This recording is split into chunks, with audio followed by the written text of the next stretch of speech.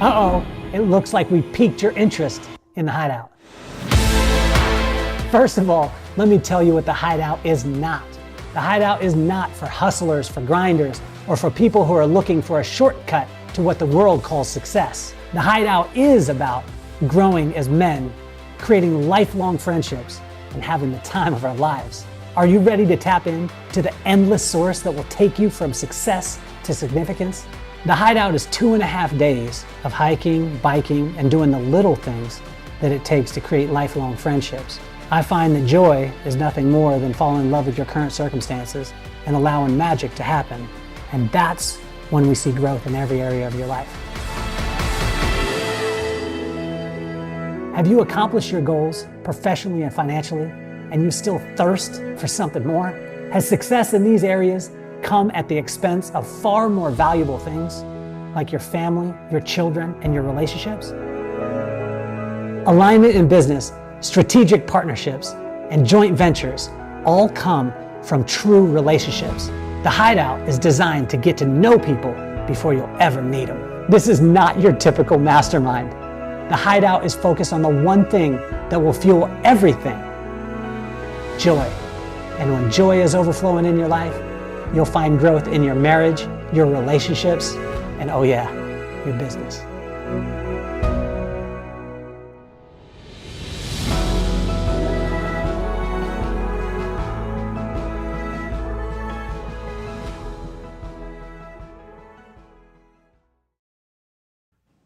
Welcome to the Kelly Cardenas podcast, where attitude is everything. On today's show, technical difficulties, I would say, is the number one killer of attitudes in the world. And I love this because this man's attitude was not killed. We had a couple technical difficulties. We were working through a couple of things. But if any of you know that when you're working with your mom or your dad and you're trying to explain the remote control to them over the phone, you can imagine how things go, and you're trying to explain this and that and all the rest of the things. And what I love about this young man is that he stayed calm, cool, collected. He still had his joyous smile on his face, and he was just working through stuff. And I was the one messing up, and he was doing all the right things. And I was like, I didn't get it, this, that, the other. But it's just incredible to be able to see. And I love it because it leads right in to what we're talking about today and who this man is. As you know, if you've been listening to the podcast for any length of time, we are not about what people do. We're about who they are. And so I will always bring you, I think, some of the coolest people in the world that happen to do really cool things. And this young man, him and I, we met actually through his wife. His wife used to be a guest of ours in Las Vegas, and she reached out. We got a chance to talk, and it's incredible to see what he's doing. He's locked in on anyone from 35 to 55, and he's getting them fit to lead. And when I say fit to lead, it's one of those things where he's not looking at, hey, I need to get a six-pack. I need to drop this amount of weight. He's looking at the core, the inside, and building people from the inside, from their soul, all the way to the outside, that outer version of you. So I'm so excited to be able to have this young man on the podcast. And so please welcome to the show, Mr. Jacob Yarbrough. Well, thanks, Kelly. It's so great to be on with you and get a chance to talk. I know, we hadn't had a chance to catch up in a minute, and hey, technology, no big deal. I mean, it's great when it works, right? And so we got it figured out, and I'm just glad to be with you and having this conversation. Well, I love this because, with you work with the body, but now you're actually working with technology. So you're working with the technology to be able to help people in it. And most of the time when people look at a person like yourself, seriously, like you're chiseled out of stone, you make me mad. And I also don't want my wife to hang out with you because then she sees what's possible. But a lot of times people will come and say, oh, well, I just need to look like that. But you seem to switch it around, and you seem to be asking people why they want to look like that. And then you're able to take them on the journey. Why is that so important to you? Well, I think you alluded to it, and in the beginning there. I think this is why we align a lot too, is I've always been about being before doing. Is what you're doing leading you to be who you are called to be and called to become? Because when those things are mismatched and they're backwards, that's when people get stressed out, burnout, overwhelmed, all these things.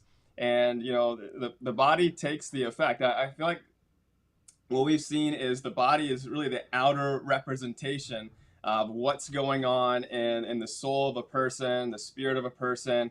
And so really when we talk about, fit to lead, and it begins with self. We one of the biggest, I'll tell you, Kelly, one of the biggest things that, our heart was for men and women, those busy professionals who are leading just successful lives in many areas. We hear the heart cry of like, man, I feel really great, and these specific areas, but my body, my health is not what it could be. And they're really, for lack of a better word, struggling with imposter syndrome in some areas, because they don't feel like they're leading themselves well, but yet they're leading others. And so we really help them at a soul level with just being genuine in all parts of their lives, including their body and their health. So how do you convince someone though, Jacob? Because when a person sees Jacob and they see you, and I've seen you, if you go on Facebook and you check out Jacob Yarbrough, and you're going on your Facebook page, which will have the link in the bio and all those things. If you click that, you see, pictures of different people, and you see yourself, and you see you working out. A lot of times people will just be like, I'm attracted to that. Like, I just want that. I don't want all your mumbo jumbo. I just want that. Can you talk to that person? Because I'm saying that might be me. You know what I mean? Like, we're a person just, hey, Jacob, I don't want the process. I just want the result. So can you spare me and just get me a 6-pack tomorrow? Right. Yeah, no problem. There's a great pill for that. No, I'm kidding. I'm kidding. There's no pill for that. There really isn't. And you mentioned the word convince there. And I think, honestly, when I speak to someone, when I get a chance to speak to someone about their health, typically they're already convinced. They've convinced themselves at that point that something has to change. It's no longer really an option at that point. But at times I think I don't know. I was having a conversation just the other day, and we were talking about truth. This is my brother-in-law, and we all in life we do things, let's say at a very basic level, just as a child. Like, if someone lies or steals or something, they don't have to be told that that's wrong or that's bad. There's just an innate feeling of like, something isn't right, I need to change. And oftentimes when I'm speaking with someone at that point already, they've already experienced enough things in their life where they're like, man, I'm so low on energy. My weight is killing me, my joints are killing me, all these different things. And we help people design a vision. What's your vision for your life? Maybe it's attached to something that you were in the past, and to some degree, but there has to be a vision for your life or what you see in the future, because if there's no clear vision, then someone can't get excited about the process. And so we start there, and helping someone develop that clear vision, because at that point, then we clear the fog. What's the ambiguity in the middle? Because when we clear that, then it's okay. We can get excited about, this is what you have to focus on today, and let tomorrow worry about itself. But at that point, it g's exciting, because it's a process. It is. So take us through that vision part, right? So you said, if you don't have a vision, then the process gets like, you can't fall in love with the process if you don't understand the vision. But some people are like, well, Jacob, isn't the process the vision? Isn't the goal the vision? Isn't the plan the vision? Isn't it all together? But it was amazing, because you just said those two things and you separated them. Why did you separate them? I think they serve their role and they serve their purpose, because here's usually the beginning. We start with why, and you even mentioned it. We a lot of times with clients, I'm starting with, okay, let's define your why. What does this look like for you? What do you want? And it can't necessarily just be, I want to be healthy, I want to get in shape. Those are great things, but they're too vague, and it has to be really. I was just actually having this conversation with a client just moments before we got a chance to talk here, and saying these very things. I want to be healthy. Okay, well, why do you want to be healthy? What does that look like? What does that mean for you? Well, I'm experiencing all of this pain, or this scenario was like, my cholesterol is high. I want to see my numbers in the right spot when I go to the doctor. Okay, well, what are you experiencing, right now in your life that needs to change? And when it came down to it, it was like, my energy is terrible and I have too much belly fat. Okay, those are tangible things. Those are measurable things that we can see and we can make action towards. And so it was like the result is A leads to B leads to C. And, we kind of drew this path out to where, yes, let's attack the belly fat, but it's not just your goals. It's going to start with your priorities. And in the end, getting to your appointment here coming up with the doctor to check your levels, if we can accomplish X, Y, and Z, losing the belly fat, gaining your energy, getting your eating habits right, all of those things, you're going to feel a whole lot better and your numbers are going to be where they should be. And so it's almost like, some side benefits in the process by really seeing the result. And here's the thing, just to, simply put this, one of the things that we start with is having a really clear goal in mind, but we don't stay there. There's goals and then there's priorities, right? And oftentimes people focus on the goal. Maybe they don't define it well enough, but once they do, it's the goal, the goal, the goal. But really what we help people with is what's the goal? And then let's focus on the priorities and then we'll bounce back to the goal periodically to make sure you're on track. And so really that's kind of the difference there between the process versus the vision. How do you keep people from getting down on themselves? Because and there's the upside and the downside to goals, right? And, when a person gets locked into the goal, then they don't hit the goal. How are you helping them to accept the grace? Because all of us, very few of us are going to turn out looking like you, right? We're not going to be like chiseled out of stone, look like a statue and look like a superhero. But how is that? Like, help us to understand how you help people with grace too, because I think that this is something that is a very huge superpower of yours. Well, I think to start off, it's clear expectations. And this is something that from the very beginning, we start out with clients, okay, what do you want? And here is the path to getting there. Because quite honestly, with weight loss, it's one of the key things that we help people with because it's attached to so many different areas of life, and when I say of life, maybe that looks like for, a single mom keeping up with her kids and being able to, throw a couple of them over her shoulder and get in the car. And maybe it's for a dad who's carrying their child's car seat up the stairs. And I've had these conversations with people where it's like, man, it's really affecting, my day. It's affecting my confidence, stepping up to speak in front of people, my team, an audience, whatever that might be, a congregation, and feeling like, man, I'm just pulling on my shirt all the time and I just feel uncomfortable, and it's affecting their message. It's affecting, their confidence. It's affecting all the things that, career, family, finances, all different areas of life. And so it really begins with starting with that place of, okay, what is it that you want?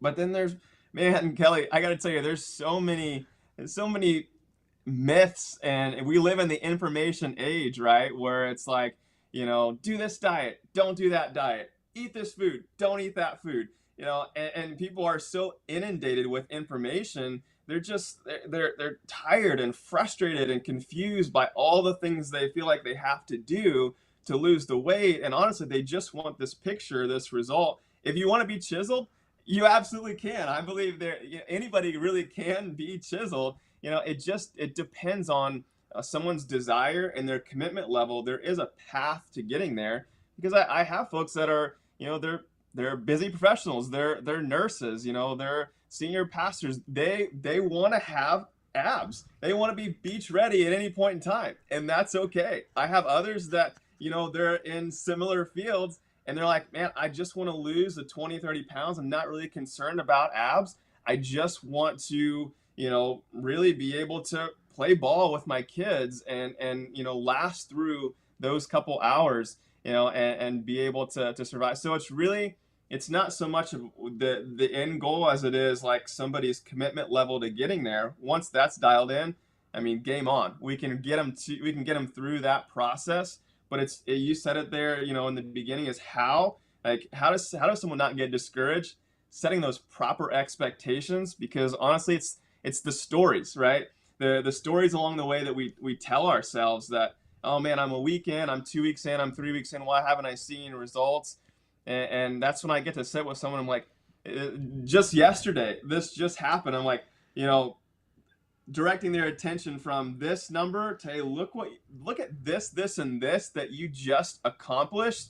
And I remember she was like, wow, like I've really done that. And it's like these things, these priorities, these action steps, these are accomplishing your goal. But sometimes, most time, people get so hyper focused on that goal that they've set, and they're like, it's not happening. But it's the priorities along the way with proper expectations and clarity that actually gets people there. And that's a huge part of what we do is walking arm in arm with people to get through that process. So you talked about it just a second ago, which was the myths, right? We're hit with so much information. Me growing up, I didn't have social media. We didn't even have the internet. I remember when Weird Science happened. Jacob, that was before you were born. But when Weird Science happened, we heard of this thing called the internet, and you put a phone down on top of this thing, and they made a woman out of, it was amazing. But I didn't have to deal with all that information. We had, what I heard. That was our internet back in the day. You know what I heard was this. And then you could just say whatever you wanted, and no one was going to be able to Google you. Nobody was going to be able to dispute you. You'd be like, you know what I heard my uncle daddy's boyfriend said, blah, blah, blah, blah, blah. Right? So tell me the top 3 myths right now that just grind you about fitness and about health.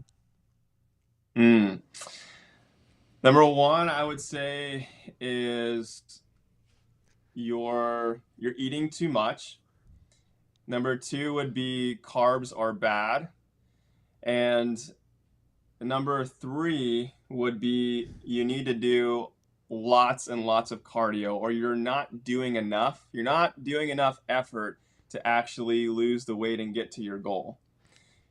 So let's dive into number 1. You're like, I'm eating too much. I love that you said that, because now, man, I'm getting that double burger. I'm going to get the extra fries, and I'm going to be like, you know what? Jacob looks like this. I'm going to bring a picture of you. I'm going to print it out on my shirt, and I'm going to have you on my shirt. And then when I go and I order a double burger and I order 2 of them with 14 fries, then I'm going to be like, Jacob told me that I can't overeat.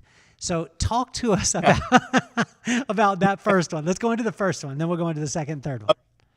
Well, first one here, talking about overeating. Let me ask this, Kelly. Have you ever got to the place, because I have, where, and I know the meal, it's my mom's lasagna. You get to the place where you're stuffed. And you're like, oh my goodness, I can't eat another bite.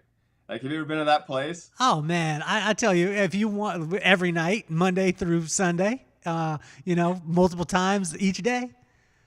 Right. Well, I mean, imagine getting to that place and then forcing yourself to eat more and more. It's unrealistic to do over and over again, to really overeat. There's so many studies that have been done from those who have been from overeating and gaining weight. And the body is so smart, because if someone is rapidly eating, it all comes back to metabolism, right? So, and this is a word that gets, used quite often, especially among women, and older men are feeling like, man, my metabolism is slow. And the body is so smart that when someone eats more, that metabolism is going to ramp up to burn those calories off. Because here's what most people do. Most people aren't focused on eating more. I tell you, on my way to I only done one bodybuilding show, and it was enough for me. I just needed that experience. Did you wear a Speedo? Did you wear a Speedo? I mean, I did. You got your Speedo on. Now, let me ask you this. Did you do the self-tanner looking like an Oompa Loompa? I am black, and I still got 3 shades of tan. You did. but it evened out You my did? white legs. Hey, how dark did you go? Did you go Wesley Snipes? No, no. You didn't go I that? mean, I just went. I didn't go dark chocolate. I just went from caramel to milk chocolate. Okay, all That's right, all about it. right. Did you? I don't understand in the bodybuilding world why don't they do your head? Because I see the guys and they're the same color in their face, but their whole body is that dark, the milk Uh, chocolate. Were you I don't still know. caramel in your face? Well, actually, they did my face. They did your It was face? a light. Yeah, yeah. It was a light brush. Okay, all But right. I mean, I've already got some of that darker tone anyway, so it Okay. wasn't too So, wonderful. So I anyway, got sidetracked. I saw a squirrel. So you yeah, were so back in the you did the fitness you did the bodybuilding thing. You were in a speedo. You had 3 shades yeah. of self tanner on. I mean, I was eating quite a bit leading up to that show. Okay. And so here's the thing, really thinking about the essence of pulling back calories. I've met with people before that are eating calories so low, their body is doing everything it can to just hold on. And I heard a story just the other day, like someone lost 30 pounds in a month. 30 pounds in a month. Someone might say that's awesome, but in my mind, thinking that's it's not necessarily it's not healthy, to drop that amount of weight in that short of time. And there's a lot of things out there that are promoting eat way less, like basically starve yourself to get there. But I'm a long-term thinker, right? So I got to ask myself, what's happening in that process? If somebody loses 30 pounds like that, number one, once they get there, most of the time they don't know how to sustain it because they don't know the proper eating habits. It was just a starvation mode to get there. But I mean, I've heard the stories of hair loss and brittle bones or brittle nails or all kinds of or loose skin because of doing it in a way that wasn't necessarily healthy. It was all about a short-term result, digestive issues, all kinds of things as a result of just slamming your system like that versus it's not necessarily the topic isn't about how little can I eat, but it's more so how many of the right things can I put in my body. So let's tackle the Therefore, second one. Just tackle the second one. yeah, You said carbs. Carbs are bad, and you hear this all the time. I remember, and you yeah, don't. You were probably. I don't know where you were. You were probably still in heaven at this time, but I remember there was when Oprah was doing a show every single day. This was back before Oprah owned the world, and oh yeah, she came. They had a show, and they were talking about carbohydrate sensitive people. And then they started to abbreviate it in carbs. And I'm not saying that she was the first person to do it, but she had a talk show on it, and it really got out there. And everyone started just slamming carbs, all the food, no carbs, blah blah blah blah blah. If I need to lose, and look good for the bikini in 2 weeks, then I'm gonna go no carbs. And then, so help us with this, Jacob, because again, like when we hear this over and over and over again, a lot of times we think that's true. yeah, yeah. This simply put, I mean, carbs serve their purpose, right? And it's to help bring energy. And there's a lot of things out there like, you know, keto and things like that, I'm not saying keto is bad. I'm saying keto is very specific, and you got to think about why it was made. It was made for a population that their body didn't metabolize carbs well, and they were having seizures. And so when we look at carbs, think of just the name, right? Carbohydrate. Like hydrate, the carbs are they contain water, and so when someone cuts carbs, quite honestly, they're going to lose 5 pounds within the course of a few days. But that doesn't mean they lost 5 pounds of fat. That just means they've depleted some water in their body that carbs contain. And so it's amazing when we look at the purpose of the different macronutrients of the body. Fats, protein, carbs, they all serve a really good purpose. But if someone doesn't understand why and what that purpose is and how it serves their body, and really I see it in its dials. Like we all have, there are principles that foundational things. principles stay the same, methods change. Principles are many, or principles are few, methods are many. Methods may change, principles, they never do. And so there are certain principles that stay the same for each person's body, but it's like the dials, right? The methods, what exactly does someone need? What's the right amount of carbs? But I think to just rule out an entire category, it provokes the question, why? Why is that, why is that a thing? Because every function, every macronutrient, it serves a purpose in the body. And without understanding there, it's not serving you long term. It's just, again, it comes back to that short term result of what's the quickest fix I can get. Okay, I dropped 5 pounds. Well, you just depleted yourself of carbs and hydration. As soon as that comes right back, you get out of ketosis, which most people do. Just a few bites of carbs and you're out of it. It's not really reasonable long term. So talk to us about you said the principles are few, methods are many, right?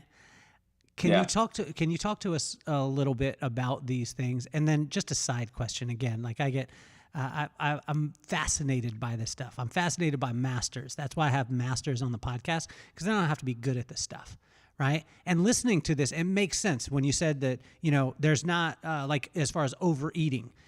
When I feel that stuff, like I can't physically eat more. Like there's times where I want to when there's some, banana cream pie. Like after Thanksgiving, banana cream pie with some graham cracker crust, some real bananas on top of it, and that whipped cream, the cool whip. Like I can't say no. And I'm stuffing but there comes to a point where I can't go further, right? Right. So talk to us but when I'm talking about that, have you ever had a person that you were working with that they were like, oh, my belly, and you were just like, you just need to, and they said, I keep pulling on my shirt and you were like, just get a bigger shirt, bro. You ever say that to anybody? No.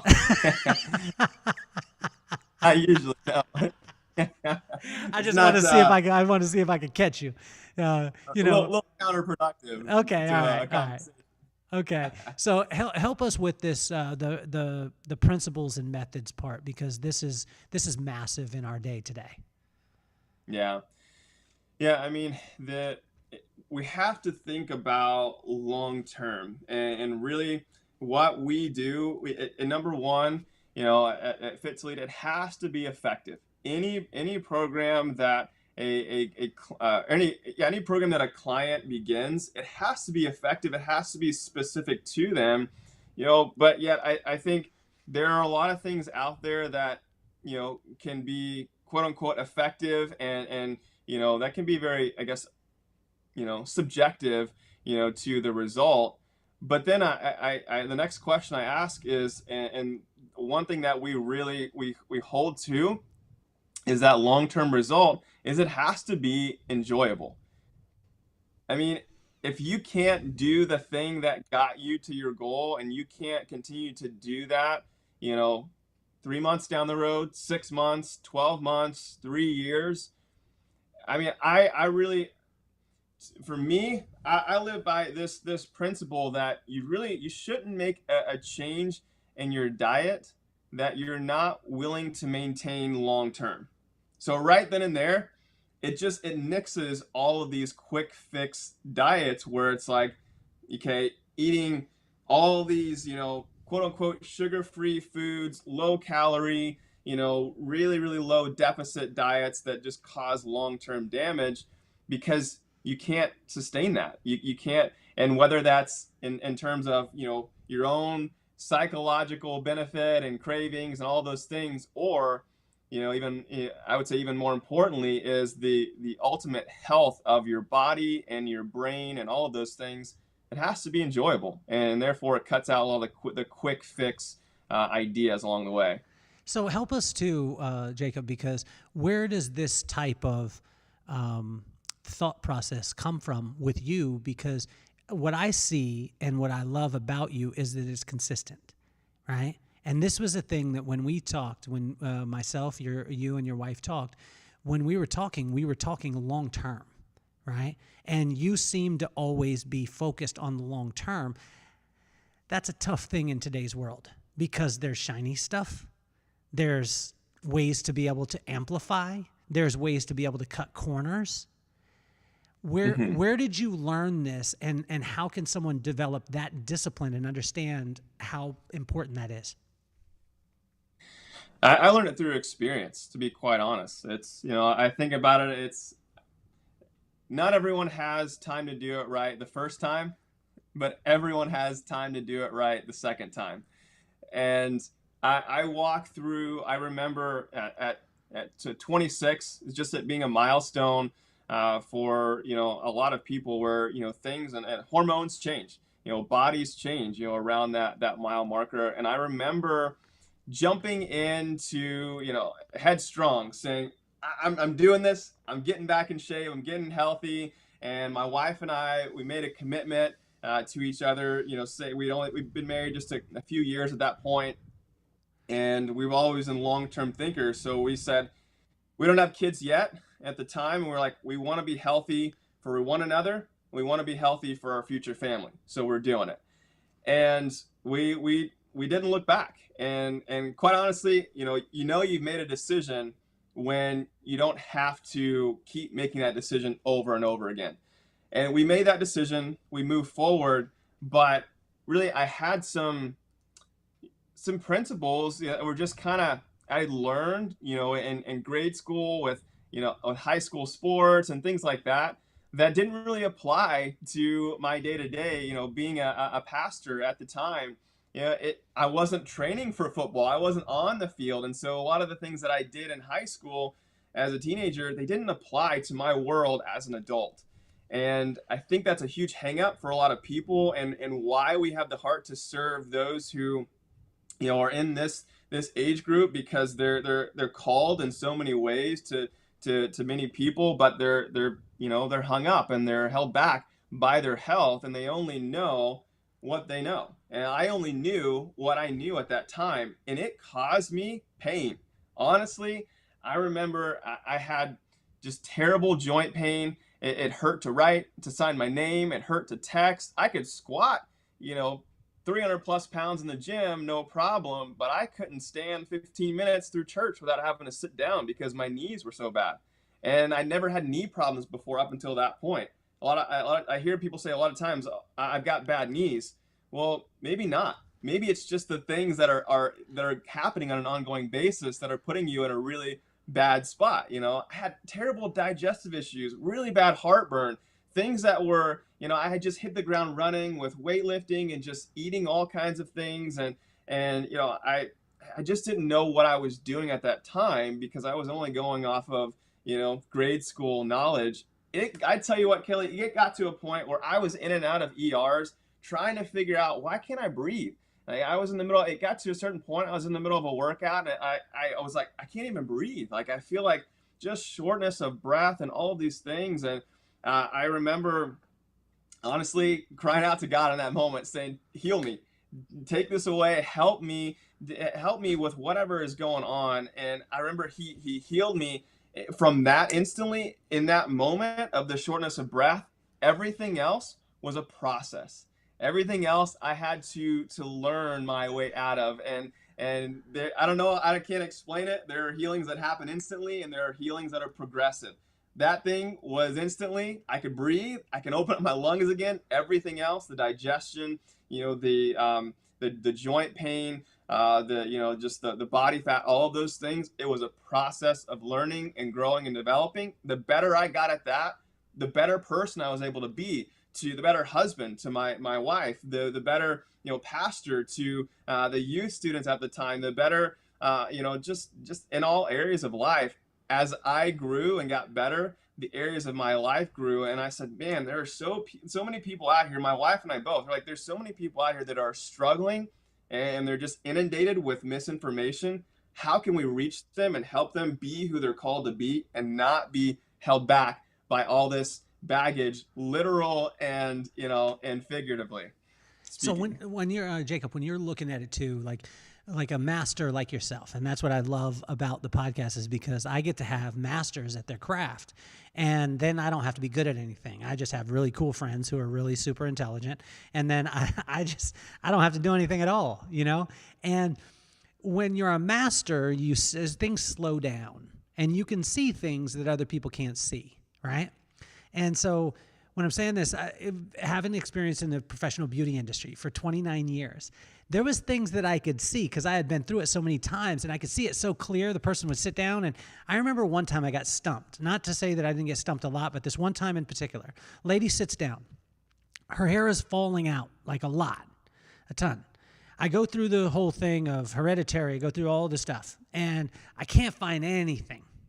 I ask about anesthesia, because anesthesia, 4 months afterwards, for those of you women out there that you go through anesthesia, 4 months afterwards, you're going to have hair fall. And if you don't know that, the number one cause of hair fall is stress, and stress causes hair fall, right? So the number one cause of hair fall is stress, and women, the number one cause of stress in women is hair fall. So you could see that circle that would happen to a woman. Oh, my hair's falling out. I'm stressed. Stress causes hair fall. So it goes in that circle. So I go through the anesthesia, no anesthesia, supplement change, no supplement change, all these things. And I'm just stumped. And then I'm just about to walk away from the lady because she was working with somebody else. And she turned to the hairdresser that she was working with, and she was like, I'm so happy because I lost 60 pounds in the last 6 weeks. And I turned and I was like, what? 60 pounds? And I realized that was the reason, right? And so then it became clear, any woman who I see lose tons and tons of weight in a small amount of time, there's two things. Number one, I know you're going to be bigger in a couple of weeks or a couple of months or a year. I know this because I've seen it. Yeah. Number two is I know if you lose that amount of weight, you're also going to lose your hair.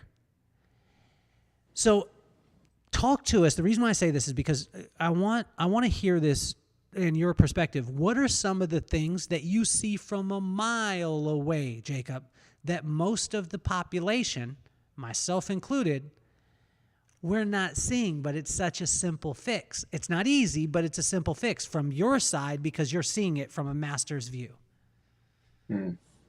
Yeah, I mean, honestly, the what it comes down to is a deficit of nutrients in the body, because our body is made to thrive on God-given food, right? Not so much the processed foods. And I'm not about like, hey, just cut everything out. You can't ever have anything fast food. There are times like, it's the middle of the night, we're traveling back, the only thing is a Wendy's. I'm gonna feel it, but it's not a part of my regular rhythm or routine.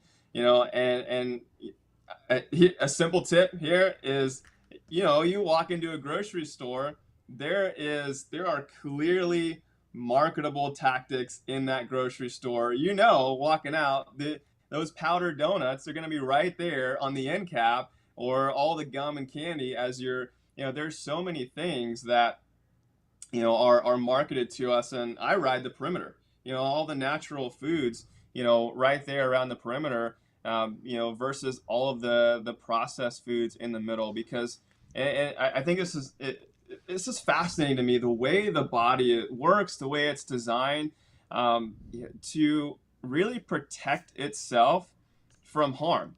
Homeostasis, right? To keep you alive. At the end of the day, we're doing so many things that the body is fighting to stay alive. And, to kind of speak to that, that instance that you talked about, which it breaks my heart hearing things like that, 60 pounds in 6 weeks, because of the emotional turmoil that happens within that, where someone has a really high, they're going to have a really low when all of these things are happening at once to their body that they can't truly sustain. But what most people don't see under the surface is the body has what's called a set point, right? And this is, it's what's seen here in let's say this instance of this person, who's lost, 60 pounds, or we can take a figurative person, right? Like 30-pound weight loss, and then they go back to their old habits. Maybe that's for a certain trip, right? Let's just say a vacation. We've all done it, or I'm going to be at the beach. All my friends are going to be there, all these families, and we try to impress people that we don't even know or don't even like, like I got to get ready for this trip, and so let's say we get there to that trip, 30 pounds have been lost. Okay. It took you, however long to get there. but it was something that was not sustainable. It was a quick fix. And then after the trip is done, returning to old habits, that weight goes right back up. What is the body's response? Trauma. Oh my gosh, what in the world just happened? Our the whole routine, everything like that over the last, I don't know, let's say 4-8 weeks, if someone was losing that fast, this traumatic experience where it was used to food a certain way, even protecting itself from certain processed foods. A little side note, McDonald's as a teenager, it used to bother my stomach so much, but then everyone was doing it, everyone was going there, so it was my environment. So it's like, okay, I gotta find a way to eat McDonald's. I ate McDonald's enough, I kid you not, my stomach stopped hurting. I eventually became calloused in my stomach to McDonald's. Now, I have not had McDonald's in years, but to this day, if I go to McDonald's, I know instantly my stomach will hurt. Why? Because it's not desensitized like it was as a teenager. I could handle a lot more as a teenager. But anyway, back to like that set point theory, where someone comes off vacation, they regain the weight, they come back to their old habits. The body in response says, oh my gosh, that was scary. That was traumatic. We were once here. We need to prepare for next time. So that set point, let's say it was just a good average 200 pounds. Now it becomes 205. So that person went from 200 to 170. Now their body's going to go up to 205. And then the next vacation rolls around. A few months later, they do that same thing again. Okay, I've got to get back down. Maybe it's a little bit harder this time. Let's say they lose 30 pounds again. Now they're at 175. The body says, holy crap, that happened again. Let's prepare. 205 plus a little bit more, 210. And you just see this cycle of, there's so many other factors within that too: stress, hormones, metabolism. But just an overview, a 30,000 foot view, this set point is what's happening over and over again. Lose it, gain more. Lose it, gain more. And it's just it's a terrible cycle. How important is sleep in this whole equation? Oh, so important, because sleep affects hormones, right? And your hormones are a big control center to a lot of the functions happening in your body. And for so many, for guys, like, I want to boost my testosterone. Well, the hormones are all out of whack. For ladies, my wife, she's done an incredible job, after, having our first child. Like, she looks good, and she's even more in shape than before she had our child. Yeah. And we've learned and we've grown and we've experienced more, but the hormones go crazy even during that time. And so sleep affects the hormones so much. And you just think about it. Think about a meeting. If you've ever been in a meeting and you're sleep deprived and you're like, I just can't quite remember what's that one thing, or the times that you're sleep deprived and you're like, man, why am I snacking so much? Like, I'm just so hungry. All these control mechanisms in the body that are controlled by the hormones, cortisol goes up, all these different things. Your stress elevates, your mood changes. Like, these are things we've all experienced, maybe not knowing why or where it's coming from, but sleep and stress, co-partners right there, hand in hand with really affecting our hormones and ultimately really affecting our weight and so many things that are controlled by the body. So long answer is sleep is so important. The short answer, it's so important. So help us with the stress part, because as we go along, we continue to live in a world that is so fast. Like, if I don't keep up, I'm going to drop behind. Yeah. If I don't post every day at this time, I can't catch the algorithm. I got to do this. And if I don't have social media now, they used to, honestly, I still believe this. I still believe that if you are a master of your craft, the world will find you. If you are a master of your craft, the world will find you. I find that, say with knives, the shinier the handle, the cheaper the blade. That's true. Yeah, because they don't have to spend any money or energy on the handle when the blade is that strong and that powerful. And I find that in a day where we're told exactly opposite, you need to put as much shiny lacquer on everything that you do, or else you're going to fall behind and someone's going to take your market share. But you constantly are talking about long term. But let's go in depth in that, the stress part. How can a person lower their stress? And when we're in a world of more, faster, don't fall behind. You got to be everything to everybody at all times. Yeah, I mean, it's such an important topic, and really it comes back to that why factor of why are you doing what you're doing? And not just in your daily habits, but where you're at in life, the work that you're doing, the place that your family's in, how you treat your family, all those different things, they're so important in the grand scheme of things. And so I just want to give a short story to kind of illustrate this. I remember during the 2020, COVID, the height of COVID in that season when quarantine started happening. And I remember a specific client who had been at this, he had been losing, and he'd been making progress, and then all of a sudden, boom, he hits this plateau. There wasn't a lot of things nothing really changed about his diet, about his exercise. He was with me, we were coaching all these different things. I remember he hit that plateau, and then he got quarantine at home, and he was on furlough, and it wasn't like, oh my gosh, I got laid off, I'm struggling, I'm stressed. It was like, hey, I get to be at home with my family now and enjoying the things that I love most. I'm not stressing about finances, still getting paid, all of that, but I get to have time for myself. And sure enough, what happened? He starts, boom, instantly goes into progress mode again, starts losing and getting closer towards his goal. The only thing that changed was his stress level. He wasn't working these long shifts. And stress is not necessarily negative, because even working out in the gym, the only way to improve your body, the only way to get under even we didn't even get to the third thing there, which is like endless cardio. People think you have to do cardio, and they're just increasing this high amount of cortisol and stress on their body and on their joints and even on their mind psychologically, of like, oh, I've got to do another cardio session even though I don't like it. If someone loves cardio and they're training for a marathon, absolutely, you need to run.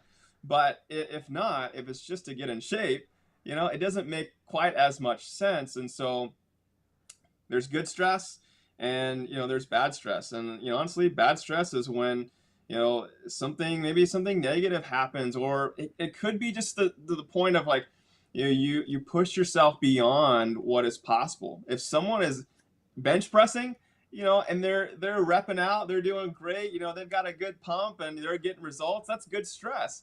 Someone puts more than they can handle, their max is 100 and they put 150 on, that's bad stress. They're going to be in the hospital. It's more than they can handle, but I think there's so many principles, even in the gym, working out, that are relative to our day-to-day.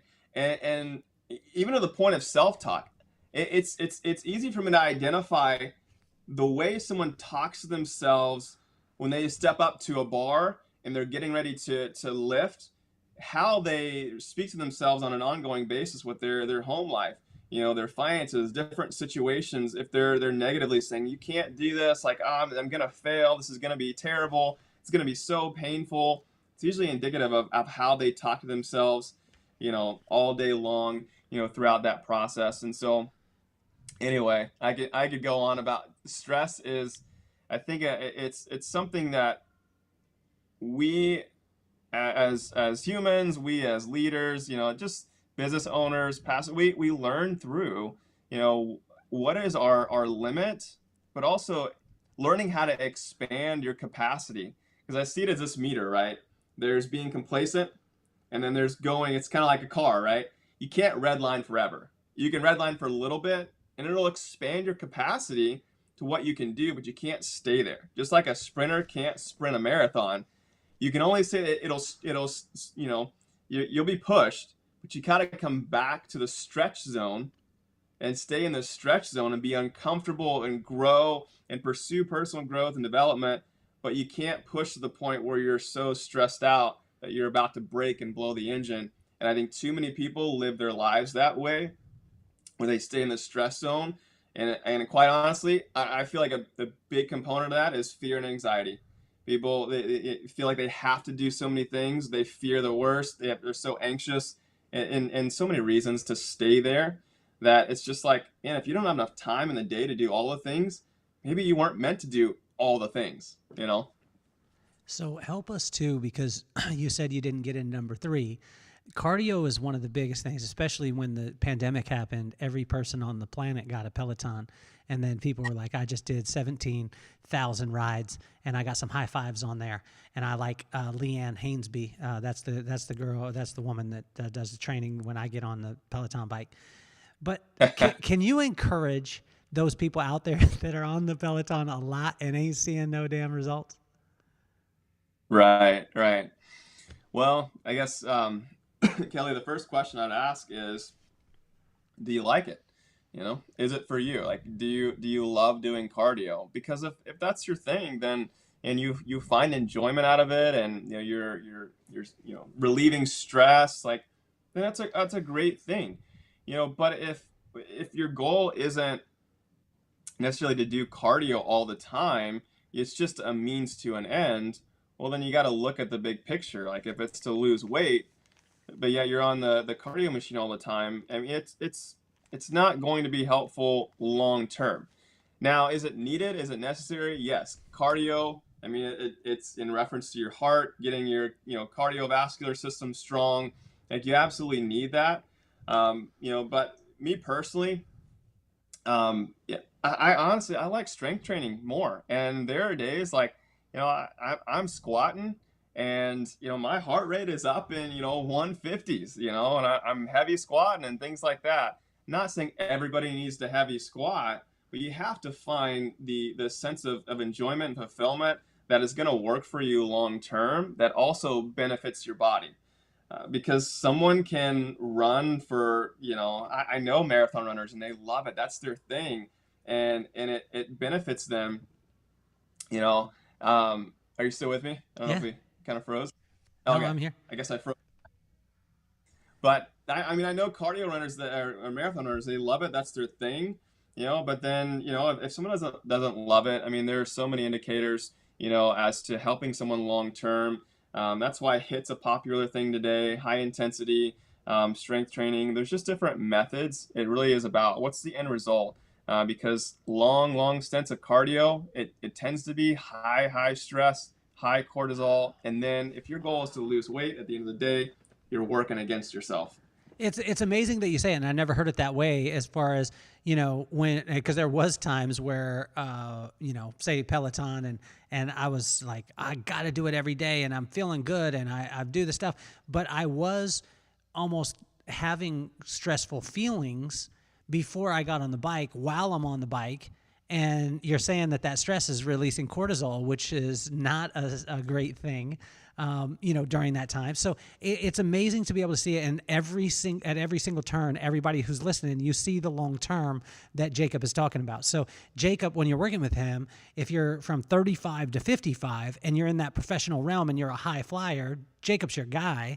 But also, he's not going to quick fix you. I wish that you would, because I'd be like, we're going to be friends for life. And I'm still, for the rest of your life, I'm still going to be like, yo, dude, is there like one exercise that I could do for like 2 minutes and get abs today? And then you're going to respond back with some like, no, it's got to be long-term, Kelly. And you got to look at the vision of where you want to go. And then I'm going to respond, Jacob, just one time, man. I won't tell anybody. I just need abs for today. I'm going to the beach, and can you help a brother out? So, well, there are things that we do that help clients get, because it's the small wins along the way. But honestly, you need to see a short-term result, and that's what helps people, emotionally, psychologically. It's not just about, we don't ever just tell someone like, hey, don't worry about it. You're going to get to 6 months and then you'll just drop all the weight immediately. You're not going to see any result. Like, it has to be those milestones along the way that, there are things that, you can see the benefit like in a short period of time, But in the grand scheme of things, it always comes back to, is this, is this enjoyable, and is this going to be effective long term? And do I have the support I need to actually get there and to sustain it? So, I mean, if you want quick abs, Kelly, there's things that we can do, to really help them pop, Yeah. but it won't Well, be. it might be makeup. It might be blood, like some contour on my belly that you could draw in. We did that one time at a show. It was awesome. It was the only time I ever had abs. It was a great feeling. I've really enjoyed it, and it has gone by the wayside. A thing that I want to go back to, you mentioned about your wife. Wife's amazing, Angelina, and big shout out to her. And any man that performs at the level that you do, and they're married, it has a lot to do with the woman that's right by your side. I know this. My wife reminds me of it all the time through her actions, not through her words. How much pressure does it put on your wife, you being in this profession? Because, that, I mean, and how do you manage that? Because a woman, as we know, could go through, and our bodies change, all the stuff. How do you manage that in your relationship? Because I remember I asked a guy, I was sitting next to him on a plane one time, and he was jacked. Like, he was like shaking jacked, though. You know what I'm saying? Like, he was looking for a protein shake at all times. He was ready to, they were like, we're experiencing some turbulence. He was like, let me do a burpee real quick. He was in. And I asked him about his wife, and, he's like, yeah, she's fit too. And I was like, just out of curiosity, what happens if she doesn't stay fit? And he was like, that wouldn't happen. And I was like, how long you been married, man? He's like, 6 months. I was like, okay. And he said, because I would tell her right away. And I would let her know that she needs to get her butt in the gym. And I was like, dude, you haven't been married long, and most likely you won't be married long. How do you manage it, Jacob, when you're such a high performer in the marriage itself? Yeah. Well, Kelly, I would say first off, know your role. Know your role. uh, can't be coming out swinging every day. I mean, my wife is my wife. She's not my client. But she allows me, at times to speak into her, into her health in that regard. And I learned that through experience. I couldn't be, talking about everything that she was doing and not doing. I mean, how do you know? How do you know she really wants? Because every woman out there that's listening, right? So the cool thing about our show is we've got our demographic. Someone was like, "What is your niche?" And everyone's always about, you got to have a niche, and you got to be right inside the niche. And our niche is people. If you look at our demographics from 18 years old to 70 years old, we're 25, 25, 25. From our demographic as far as men and women, we are 47 to 53 women to men. Like, it's all across the board, which is amazing. Yeah. Right? And so when we look at that, women out there, there's some questions that you ask that you don't really want the answer, Jacob. How do you know when she wants the answer or not? I think we're really on the same page about a lot of these things. And has she ever tricked you? Has she ever tricked you, asking you the question, and then you're like, oh, wow, it's open, and then you fire, and then you realize, man, I shouldn't have done that? I don't know. I mean, we're so honest about things with each other. And, I think, that's one thing for us. We're always so open to feedback. And I want her opinion, so often, and her perspective, because she gives such great, perspective. And that's one thing that I was looking for when I was, wanting someone. I was like, man, I want someone with, leadership capabilities, great discernment, great perspective. And so, I think to myself, why would I trample on the very thing that I asked for and I prayed for, And so just that openness and honesty, I've learned not to just give, advice because advice that's unsolicited is criticism, right? And we've had those conversations for sure. I'm not saying, we're perfect, but we've had those conversations. And so I often just wait for her, when she wants to do something new and go to a new level or whatever. Like, I have her in my system, and I'm like, okay, babe, here's your new program. Here's what's next. Here's what. But I think even beyond that, it's funny because after, like, as normal, she gained weight when she was pregnant, and she had baby weight after Ellie was born. That's just normal. There were she lost weight, at a pretty, good, pace. And I think it's for the very same reasons that it was all a 6-month decision for me to do bodybuilding. From the decision, 6 months later, I had a show. That turnaround time was not very long. I think it was the same for her when she was pregnant, from, having Ellie to 6 months, and she's like, she's doing great.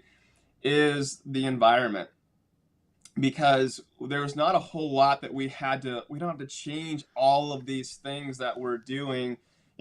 For me, getting to that place of being stage ready on a bodybuilding show, like, I had coaches, of course, because I'm not trying to do something on my own. I think many times, side note, people try to do things on their own, and if it hasn't been working on your own for a while, it's time to change it up and do something different.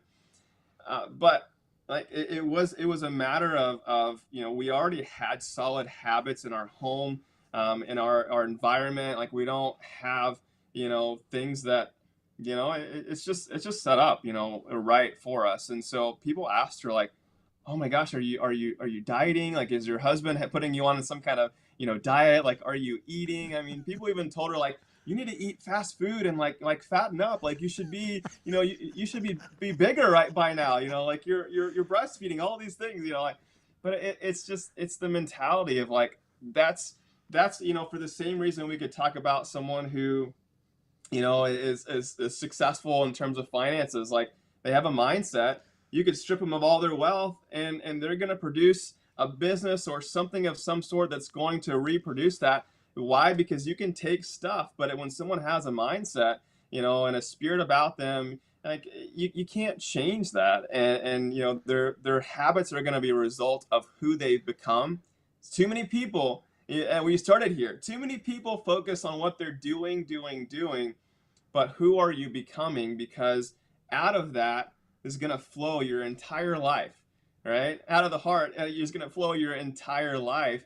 And that's where we start with people is what's quite honestly, like, what's in your heart? Like, who are you becoming? What does that look like? What do you want? Jacob, what do you wish more people would ask you? That's a good question. I hadn't thought about that one before. I mean, I think the question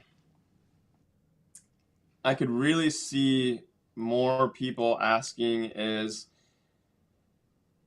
how can I, in terms of health, how can I live the life that I want to? Who do I have to be in order to have the health that I want?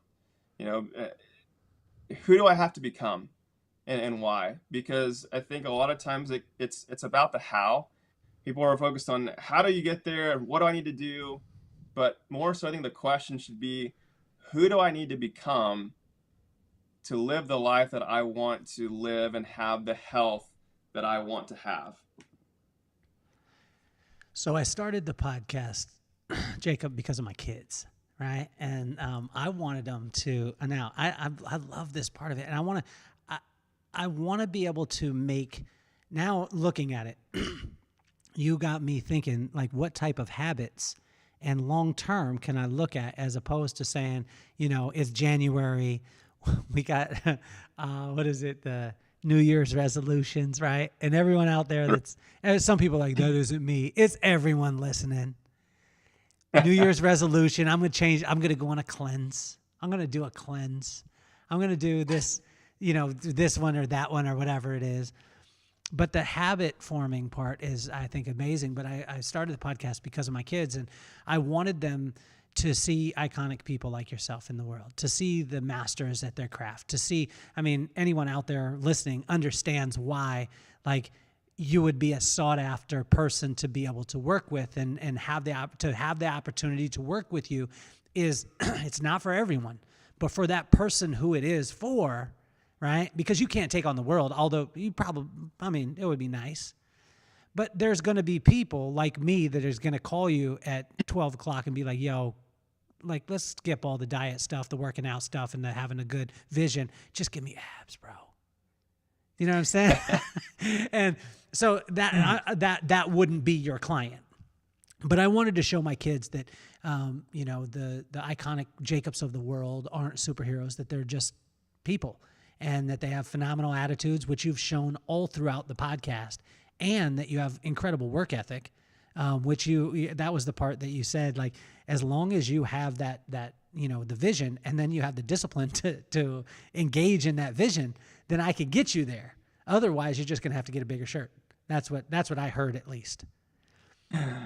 So what advice would you have for Maddox and McKenna? And if you could use both of their names, it would be awesome.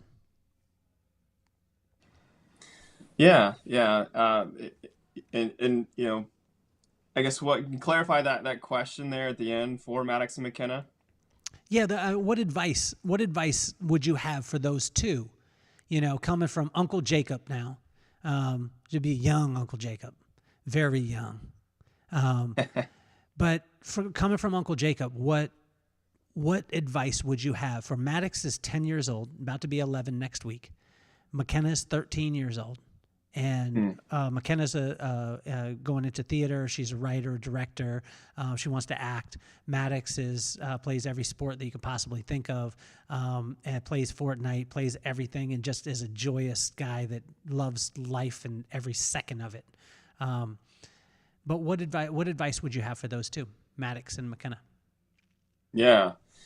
Well, Maddox and McKenna, I mean, I would encourage you really to, number one, don't stop dreaming. I know your dad is a big dreamer, and he's got perspective. And I remember, having conversations from the very beginning with you, that you've got long-term vision. And so I would say don't stop dreaming and believing, the best about yourself and what's possible, but also believing the best in others. Because if you can believe in yourself and you can believe in others, the sky is the limit, because anything great requires people. There's that saying that if you want to go fast, go alone. If you want to go far, go with others. And so if you can believe in yourself and believe in others, then you won't put limits on yourself, what's possible. And I know we've talked a lot about health, but yeah, that's in terms of your health. Oftentimes people put limits on themselves.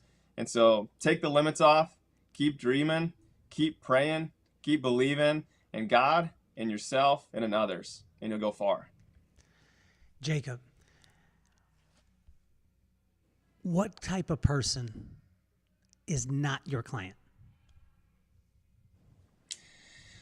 Well, it would be someone that is looking for a quick fix, someone who is not willing to put in the work and the effort to see their life changed and see that result. And it's not necessarily someone who is training for like a young athlete, teenage athlete who's training for a sport. More so the busy adult, the leader, the professional, the busy mom, the corporate worker, someone who is in that lane. But anyway, you ask who is not. It's really those three things: someone who's not willing to work hard, someone who's a young athlete, and someone who's just looking for a quick fix. Well, the reason why I ask you is because most people aren't willing to say who shouldn't work with them. And I think that more people should do this. I think that more people should let the world know, like with the HIDEOUT, right? So we've got the HIDEOUT, and it's based off of joy. And I said right off the bat, like what the HIDEOUT is not. It is not for hustlers and grinders. It's not for people who are looking for a shortcut to success. It's not. So if you are that guy, you're not going to come. And so we're going to choose people based off of, I think one of the best examples that I heard was a guy named Jeff Hoffman. He's going to be on the podcast on Thursday. He started Priceline.com. And he said, if you spend any energy on trying to sell somebody, they're not your client. And I was like, wait a second. That goes against everything. He said, no. If they're your client and they are your guest, it will be like a match made in heaven. That person will have the same an alignment. And he said, so spend the energy on people who are in line with what it is that you're doing, and you won't expend all that energy trying to sell a bunch of people that shouldn't buy your product in the first place. And Right. I just think that it's amazing, Jacob, because, you know, having the courage and the vulnerability to be able to say, like, who is it not? And it's very, very clear. Like, it's very, very clear to you. And I want to tell you how much I appreciate you. You're incredible. Now is the time with all of the, every person that's watching, that's listening, all of you have got us in the top 1% of podcasts throughout the whole entire globe. And I said this to my daughter the other day. We were at the top 1.5%. And I said, hey, baby, our ranking dropped to 1%. And she looked at me and she just got attitude. She's 13. She's like, huh. And I was like, I mean, we're in the top 1% as far as globally, as far as podcasts. And she looks at me and she's like, if I got a 1% on a test, Dad, do you think you would be happy? And I was like, no, you don't understand. And what she was hearing, the story that she was hearing. But I want to thank every person out there, because we have not done any marketing, nothing. The only marketing has been organic. The only marketing has been you sharing it with your friends. And we have done no paid marketing, anything like that. And I want to thank everyone out there who's been riding with us. The other thing is check all the sponsors, click the links, all those things. This too is the time where I'm going to ask every single one of you. My daughter, named McKenna, is 13 years old. She found her thing. Her thing is theater. She goes to Aviara Oaks Middle School. Aviara Oaks Middle School is going to be doing a musical in, I believe it's March or April. We are going to be raising money for that. And so we will have a link in the bio to be able to donate to Aviara Oaks Middle School Drama Department. I got cool friends. I believe that my daughter can raise the amount of money to be able to do this, and I think that you can help. So I think that it is such an amazing thing when you bring people together in a common vision, like what you were talking about earlier, Jacob. Having a common vision, or having a vision, it makes the process, like you shook my world today when you said it. When you have a vision, then the process is not something that you are mad at or angry with, that you can lock into it. Yep. And I can't thank you enough for being on the show. I just think that you're incredible. And I think the cool thing, man, is I already see this stuff. Like when we first talked, when your wife and I and yourself, we all talked. I already see the stuff that's going to happen with you, and that is happening around you. You're starting to see it, and it's amazing, because you're doing the right things for the right reasons, and the right things are going to continue to happen. And I want to thank you, man, for who you are as a human being, because you inspire so many. Man, I appreciate that, Kelly, and it's good to get a chance to talk with you. And from the moment that I met you when we were on the call, earlier, is just getting to know. You can usually tell the spirit about a person before they even share their story, and it was good, and I could feel the joy from you, and really what you represented.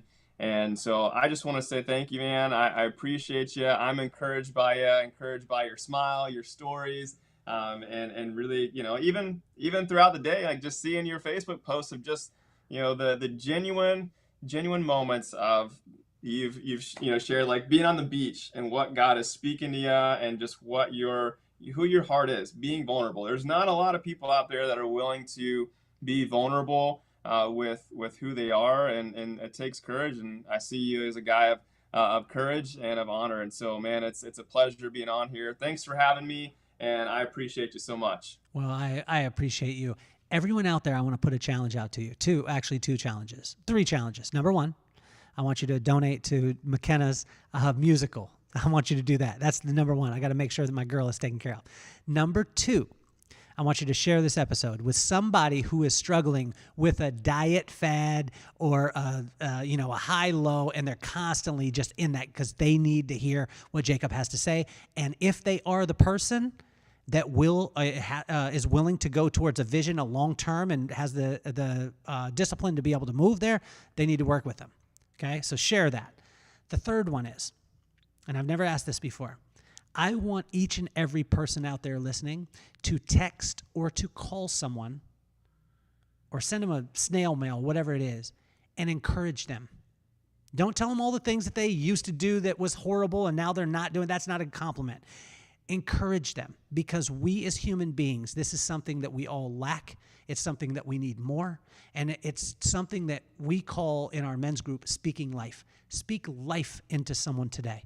Speak life to them, but it's got to be specific, and so they can feel that, and you'll never understand the ripple effect that you can have in this world.